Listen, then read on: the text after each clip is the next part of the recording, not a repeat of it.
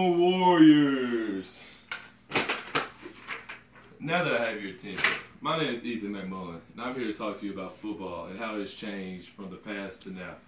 Football is a game played by more than 1 million kids in the U.S. alone.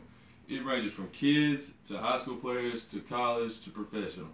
I myself have been a football player ever since I was young enough to remember how to hold a football. I played in Pee Wee, high school, and now I'm in college, hopefully to go to a senior college after this. Football is one of the nation's biggest sports, and everyone loves to watch it wherever they go. But the very first football game, I have to take you all the way back to 1869 for Rutgers University versus Princeton University. They played back where football was basically like soccer and rugby combined. The score was only 6-4 back then, which right now you would know is almost an impossible score to score in football since there's a different complexity of scoring system back then. The main difference back then from now is that you could not carry the ball as I'm doing right now. You'd have to kick it or just hit it to try to get into the goal. But this all changed whenever Walter Camp, who is widely considered the father of football, changed it. He went to Yale University and was a varsity sports player for every sport they have, and he was a star. And he changed the rules.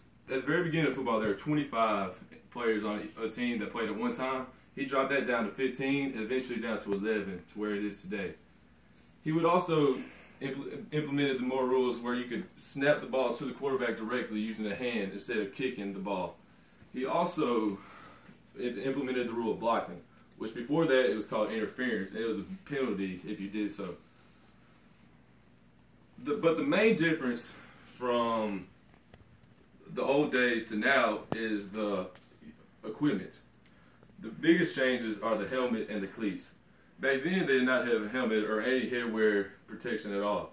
Now there are helmets that absorb so much of the blow that it's almost like not getting hit at all, and it makes concussions really less of a worry, even though I know it's a big deal still.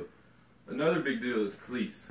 Cleats were often just boots. That's what people wore. They would be over 2 pounds and had zero grip to where people would be sliding on the grass. Now there are cleats that weigh almost nothing at all, and they can grip to almost any playing surface that you need to play on. And now, just to show you about the peak interest of the football, it owns the fall weekends. From Friday to Saturday to Sunday. Friday you have high school, which almost everyone in America has gone to a high school football game. And then Saturday are the college, which everyone loves to watch and tailgate. Then you got Sunday football, which is the NFL, which comes to be some of the biggest ratings of all time. In 2015, the 26 of the top 27 football ratings were for football games for the broadcast. The only exception to that was the first Republican debate, and that was 17, and then the rest were football all the way to 27. The football, it also says, according to USA Today, that there were 205 million unique different viewers of football, which is an absurd number because that is roughly 65% of the United States population as a whole. The most watched football game of that year was the Seattle Seahawks versus the Dallas Cowboys, and that had 29.4 million viewers. I hope you have learned more about football today.